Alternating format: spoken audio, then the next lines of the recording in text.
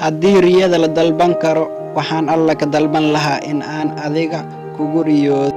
Qaali, waxaad ogaataa haddii aad ahaan lahayd ilinteeda marnaba ma ooyin lahayn, waayo ma doonayo in aan ku waayo oo aad dhulka iiga dhacdo.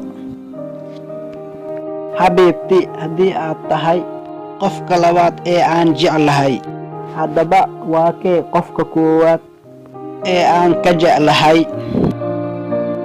Jawaabtu waxa ay tahay ma jirto. Mar waliba adiga ayaa ii ah qofta koowaad ee aan jeclahay. Magacaada ayaan ku hardhay oo aan ku shabaday habadkayga, waxaana ku sawiray jacaylka aan ku qabo qalbigayga.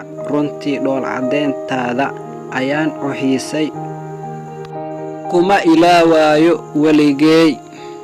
Haddii 100 qof ku jeceshahay waana ka mid ahay, haddii hal qof uu ku jecel yahayna kaasi aniga waaye.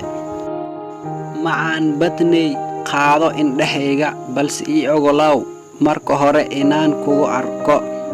Walaal ha ku ilaawin subscribe, like, share, dhammaantood waa hageena.